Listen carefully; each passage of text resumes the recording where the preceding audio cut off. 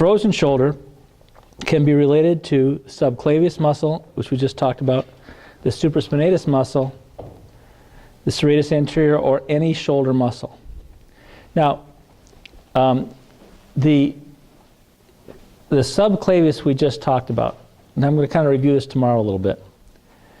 The supraspinatus muscle we talked about last time, the supraspinatus muscle, because of its way it pulls the head of the humerus up into the glenohumeral joint.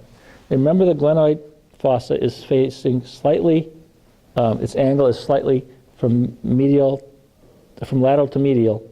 It goes from inferior to superior. So it's on an angle kind of like this. So that because of this angle, if you pull the head of the humerus medially, it comes up.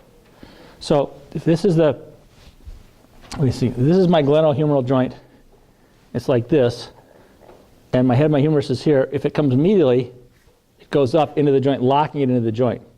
So the supraspinatus pulls that medially. It does do this abduction, but the supraspinatus works electromyographically. It's the only muscle that works all day long, all night long. It's firing all the time because in any range of motion, in awake or asleep, it fires to hold the head of the humerus into the glenohumeral joint so it doesn't dislocate.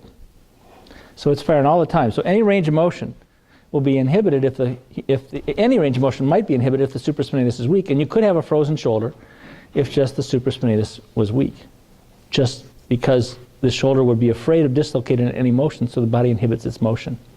So we have to consider the supraspinatus. We have to consider the subclavius, as I mentioned a little bit ago, and I'm going to demonstrate that tomorrow on someone with a shoulder problem. But we also have to consider the serratus anterior as the three major muscles for the potential frozen shoulder. The subclavius to get the clavicle out of the way, the supraspinatus because the shoulder won't let itself move. The glenohumeral joint is in danger of dislocation and will inhibit muscle movement of all other muscles and ranges of motion if the supraspinatus is weak enough. And then the serratus anterior. Serratus anterior is necessary to point the glenoid fossa up. And you'll watch a person move who's got a frozen shoulder. They go like this, and it'll be it. Or sometimes they'll go like this, and it'll be it. Do you see the difference? Now, I know I'm tilting my body, but I want you all to do this now. I want you all to take your arm into abduction all the way up, and then bring it all the way down. Now, we kind of did this earlier. Do it again. Put your hand, reach across, and hold your inferior angle of your scapula, and lift your arm, and don't let the scapula move. And you can, the abduction get to about 90 degrees. That's as far as the glenohumeral joint goes. It doesn't go any farther. I mean, at a certain point, the humerus hits up against the acromion and can't go any farther. Now, what I want you to do is to try to not let your glenohumeral joint move. You can put your hand there if you want, like I am. So try to not let it move. But see how high you can move your shoulder by just moving your scapula. You can't quite get it, maybe, depends on your shoulder conformation. I can't quite get mine to 90 degrees. But you can get some abduction by just moving your scapula. Now do the same thing in flexion. Take your arm all the way up. Now, put your hand on the scapula. Limit the motion so it doesn't go up any farther. You're going to lock at about 90 degrees. Otherwise, you're going to get scapular motion because it won't go any higher without scapular motion. Now, don't let your glenohumeral joint move, but just see how far you can get your shoulder moving by moving your scapula. If you watch patients move who have frozen shoulder or shoulder problems, a lot of times they'll go, that's it, doc, can't go any farther. Sometimes they'll go, that's it, doc, can't go any farther. You can tell the difference between where the glenohumeral joint's working and the scapulothoracic joint's not working, or where the glenohumeral joint's not working at all and the scapulothoracic joint's all they're getting. And sometimes there are combinations of the two, but oftentimes one of those segments is worse than the other in the frozen shoulder problem. So if it's the scapulothoracic part of the scapula's not moving properly, then you're thinking in terms of serratus anterior. You're also thinking in terms of upper trapezius, which you haven't talked about yet, and lower trapezius. You're thinking in terms of the middle trapezius and the other side being weak, inhibiting the movement from the middle trapezius being tight on the side of the problem, like we talked about. These are all things we look at when we think in terms of a frozen shoulder, and we have to fix what we find wrong. But the most common things we need to look at, especially if it's been trauma, is the subclavius muscle, and then supraspinatus muscle, and serratus anterior, especially if there's been a fall and serratus anterior, person's caught themselves either going forward or going back. That's where the serratus anterior gets injured. Then any of the other muscles we talked about can be involved. That's why it says the fourth thing, any shoulder muscle. Teres major can interfere with that normal smooth motion. Teres minor can interfere with the normal smooth motion any muscle. The contralateral latissimus, contralateral abdominal, and contralateral scalenes, I want to say a couple words about them real quick. I mentioned this, I think, when we talked about the latissimus dorsi last time. We talked about a patient who would have a frozen shoulder on the left, and everything on the left seemed to be intact. But if you tested the right latissimus dorsi, it was weak. You remember me talking about this last time? Saying if the latissimus dorsi is weak on the right, and the antagonist that becomes too tight is the latissimus dorsi on the left, it's like if this one's weak, and it lets this one get tight, raising my shoulders like holding my coat down, the latissimus dorsi kind of follows my coat line. It won't go any higher than this because the coat won't let go because the lat won't let go on this side. It stops it. So you fix the lat on this side, tone this one up, this one lets go, up comes the shoulder. In a similar fashion to what we just saw with working on the rhomboid on the other side. That was a good example of this type of a problem. Now we're talking about frozen shoulder now. You'll much more commonly see a rhomboid on the weakness on the opposite side like we saw up here a little while ago. That's a much more common problem, but it's usually not associated with the frozen shoulder as the only thing. The patient who has this lat problem could be the only reason for their frozen shoulder. In a similar fashion, a patient could have a weak abdominals on the right, with very tight abdominals on the left, pulling the thoracic cage down and not letting the shoulder go up, just like pulling the coat down in front.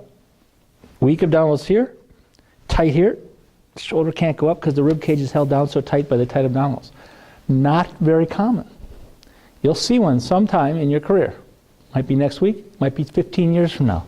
When you see it and fix the abdominal on the other side and the shoulder comes up, they think you're a genius, which you are. But nobody else is fixing those patients. The third strange one is the contralateral scalene group, medial neck flexors. I think it says scalenes, but it's scalenes and all the medial neck flexors. But the scalenes in particular, which we'll talk about in session 5, scalene muscle weakness related from here to here, the medial neck flexors, not the sternocleidomastoid, but the other neck flexors. They'll be weak in the case of a left frozen shoulder. They can be weak on the right side, allowing the antagonist scalenes to be very tight. The antagonist scalenes will attach to the first and second ribs, pulling them up in such a way that it compromises the shoulder joint movement. They're so tight, the shoulder can't raise up because the ribs pull the clavicle up and the clavicle jams the shoulder, kind of like the same thing we talked about the subclavius. Those ribs being pulled up into the clavicle, jam the shoulder, and you can't get it up. So the tight scalenes on one side interfere with the rib function and don't allow the shoulder to come up. The weak scalenes on the other side are the cause of it. The weak scalenes, you fix them, strengthen them, let these go, shoulder comes right up. We'll learn later on that the scalenes can be related to a cranial fault, which is called a parietal descent. And many, many years ago in Talmadge, Ohio, there was a chiropractic diagnostic center. And they used to have seminars there. They had a multidisciplinary chiropractic center. They had a radiology clinic there, chiropractic radiology clinic. Joe Howe, who was a legend in chiropractic radiology and was my chiropractic radiology professor at National College and was the sort of the first chiropractic radiology professor that trained all the other people who trained all the other people who are out there now. He was Terry Yoakum's professor. He was pretty much all the other people. He sort of started the big, there were chiropractic radiologists before, but he's the one who really amplified the program. And Joe was the radiologist at that time before he came to National. And they took this guy who had a frozen shoulder, and I had his shoulder jamming, the AC joint jamming on cine röntgenography, and they went down and they did the cine, and they all gathered around, and then George took the guy, and he tested him, he found the scalene weak on the opposite side. He fixed the scalene by spreading the suture here, the parietal suture, just sort of jamming together. He pulled it apart, and the guy's shoulder came right up. And they went, whoa.